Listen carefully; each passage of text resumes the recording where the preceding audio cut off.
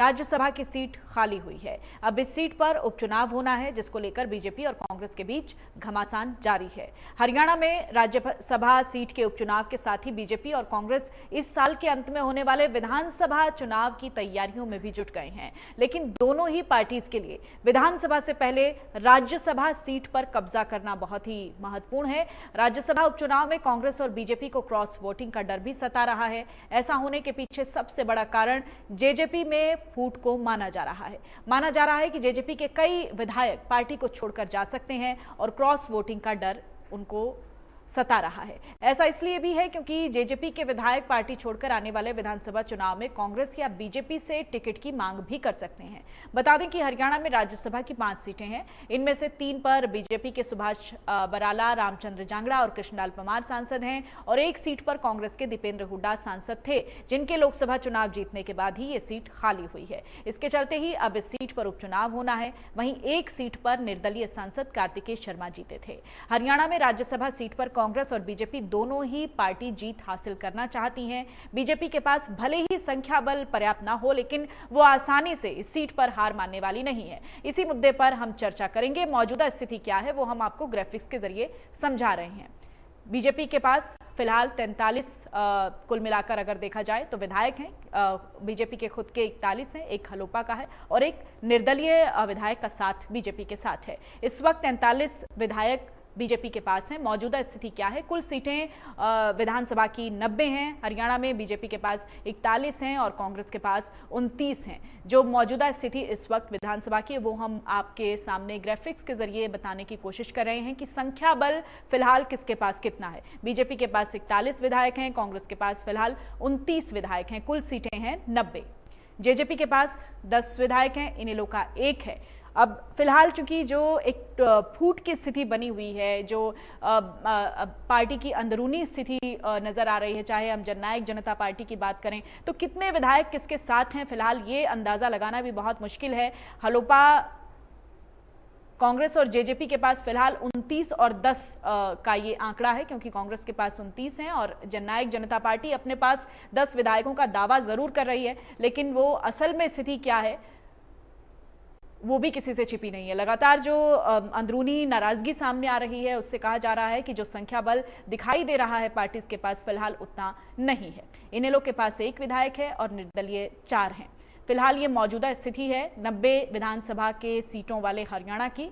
और राज्यसभा चुनाव का गणित क्या है वो भी आपको हम समझा दें। दीपेंद्र हुड्डा की जीत से राज्यसभा सीट खाली हुई है। दीपेंद्र हुड्डा ने अपने राज्यसभा सीट से इस्तीफा दिया, जिसके बाद ही वो लोकसभा के लिए फाइट कर पाए थे।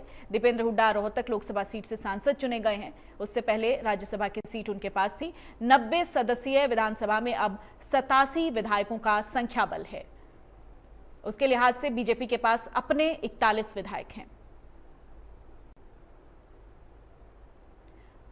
नयनपाल रावत और हलोपा के गोपाल कांडा बीजेपी के साथ हैं। उन्होंने बीजेपी को समर्थन दिया है। 2 विधायकों के समर्थन के साथ अब बीजेपी के पास 43 सीटें हैं। हमारे साथ 2 खास मेहमान जुड़ चुके हैं। राम नारायण यादव हमारे साथ हैं, पूर्व एआरओ हैं, और गुरमीत सिंह राजनीतिक विश्लेषक हमारे साथ हैं। आप दोनों का बहुत बहुत स्वागत है सर। नमस्कार गुरमीत जी।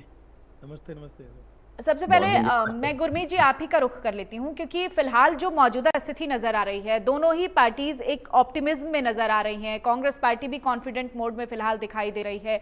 क्या लगता है आपको कि जो ये राज्यसभा की स्थिति नजर आ रही है उसमें एक जो गणित जुटाने की कोशिश होगी वो किस तरीके से होगी? देखिए, पहली बात तो चुनाव तो होना ही है, क्योंकि अब उसकी घोषणा हो गई है। और वो चुनाव, क्योंकि जब पिछली बार चुनाव हुआ था तब दीपेंद्र जब जीते थे, तब जब एक मिनिमम राम नारायण जी तो सारा उनको तो टिप्स पे याद होगा कि कितना कोटा होता है, कितनी वोट होते हैं। तो जब 1 से अधिक उम्मीदवार होते हैं तब जो स्थिति होती है वो अलग होती है। और जब एक ही उम्मीदवार, अब एक ही सीट के लिए चुनाव हो रहा है, जो उनका रिमेनिंग टर्म, जैसे आप जानते हैं राज्यसभा में भी जब चुनाव होता है तो वो रिमेनिंग टर्म के लिए होगा, जो उनके 3-1 साल का करीब अरसा यदि लगभग बचा हुआ है। तो उसमें अब क्योंकि राज्यसभा चुनाव में पहले भी हरियाणा में आप जानते हैं कि दिलचस्प सीन बनते रहे। जब एक बार इंक वाली मामला हुआ था जो बड़ा लंबा चला, और उसके बाद पिछली बार भी जो राज्यसभा चुनाव हुआ उसमें भी एक निर्दलीय प्रत्याशी के तौर पर जो कार्तिकेय जी हैं, उन्होंने जीत हासिल की थी।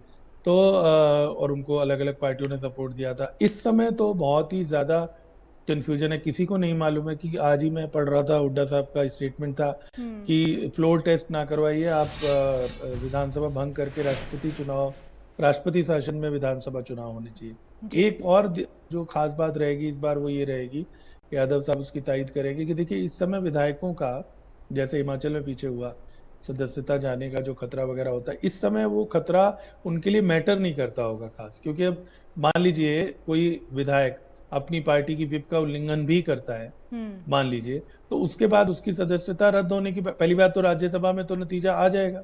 उसके बाद अगर उसकी सदस्यता रद्द भी होती है तो वो महीने ही कितने रह गए चुनाव में, जुम्मा 4 दिन।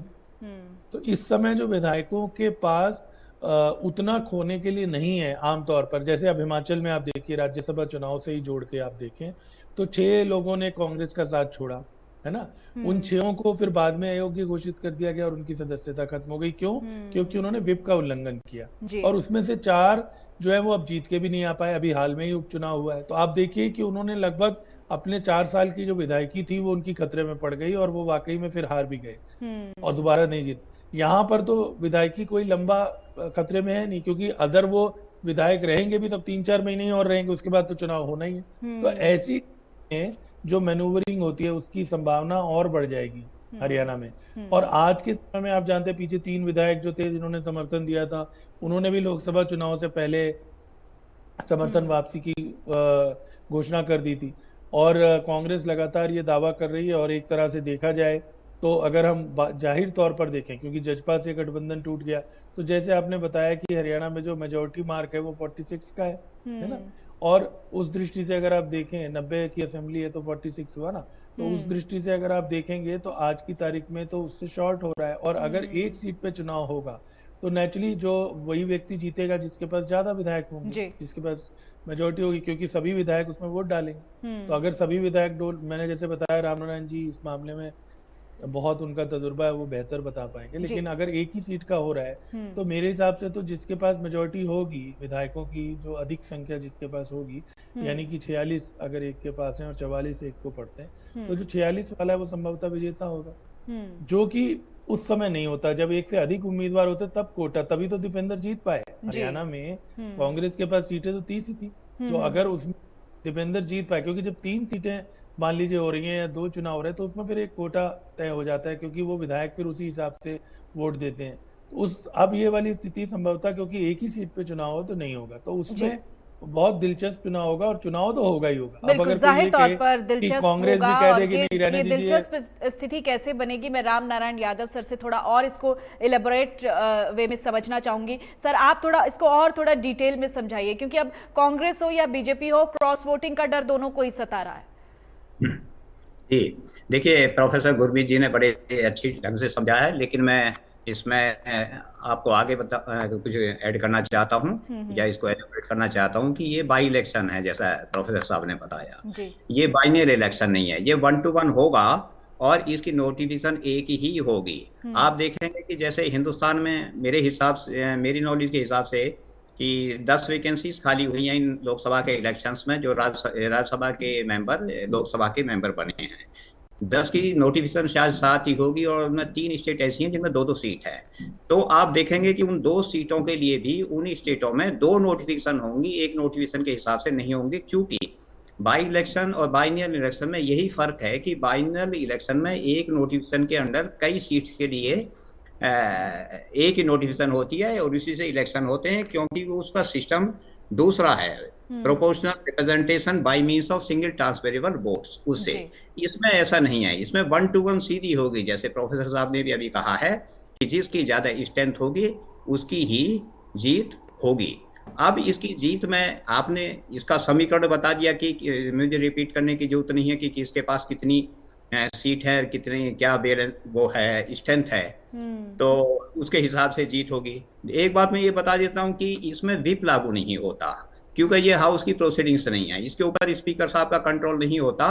इसमें इलेक्शन कमीशन का कंट्रोल होता है। 100 मीटर के अंदर इलेक्शन कमीशन का कंट्रोल है, 100 मीटर से बाहर स्पीकर साहब का उस प्रेमिसिस पर कंट्रोल होता है, इस वजह से इसमें विप नहीं होता। जो हिमाचल प्रदेश में है वो विप का उल्लंघन हुआ था, उन्होंने हाउस में उल्लंघन किया था, साइमल्टेनियसली साथ के साथ ही वो विप इशू हो गया था और साइमल्टेनियसली वो इंसिडेंट भी हो गया था, जिसके बेस पर वो डिस्क्वालिफिकेशन हो गई थी। तो यहाँ विप लागू नहीं होगा। हाँ, ये जरूर है कि ये सीक्रेट होता है, हर चीज सीक्रेट रखी जाती है, लेकिन ये जो प्रोसेस इसका होगा ओपन बैलेट से होगा। ओपन बैलेट का मतलब ये है कि हर इलेक्टर को, हर एमएलए को अपनी वोट मार्क करने के बाद जब वो उसके ऊपर 1 लिख देंगे या 2 लिख देंगे, क्योंकि 2 कैंडिडेट है, उनको छुट्टी है, क्योंकि किसी को 1 लिखे 2 लिखे, लेकिन इसमें 1 ही मानी जाएगी उनकी, 1 को ही प्रेफरेंस मिलती है, जिसको 1 लिखी है वही काउंट होती है ये।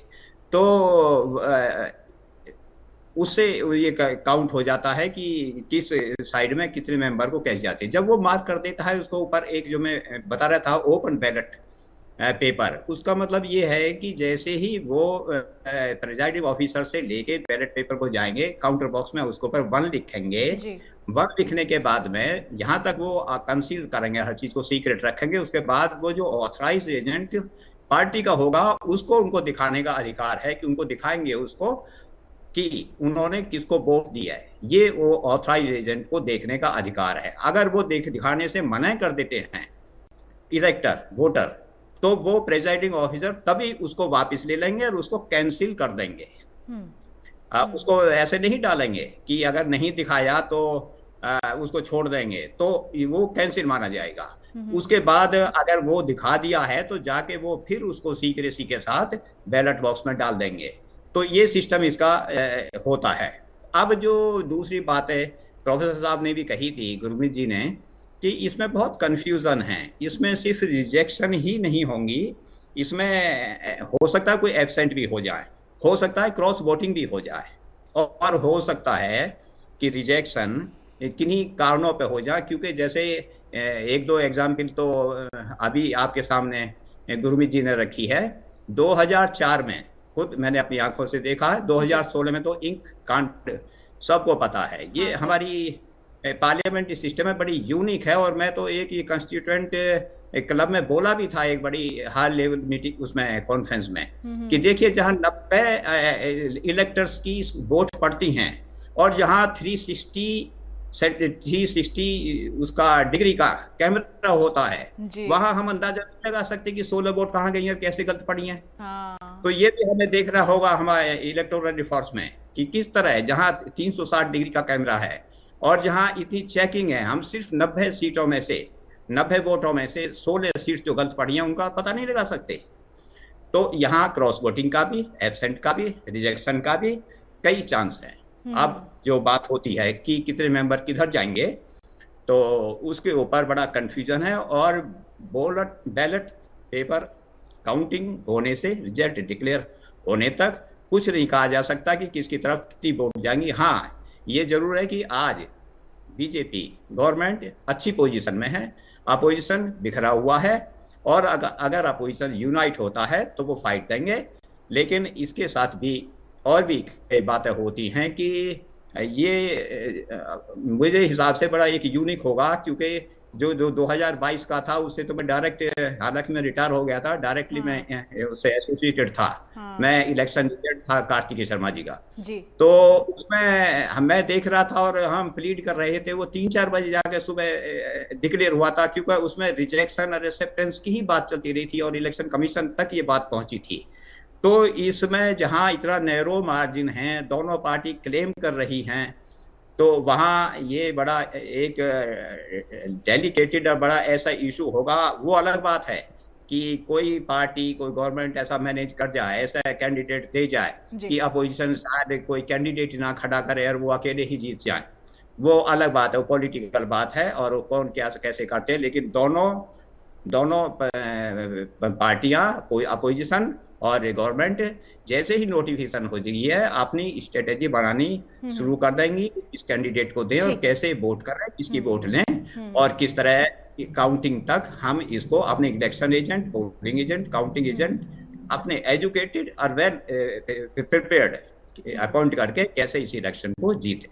ठीक है, बहुत बहुत शुक्रिया सर। बहुत आसान शब्दों में आपने इलेबोरेट किया है और मुझे लगता है कि हमारे जो दर्शक हैं वो भी इस प्रोसेस को पूरे तरीके से समझ पाए होंगे। Thank you so much for joining us. Gurmeet ji, आपका भी बहुत बहुत शुक्रिया।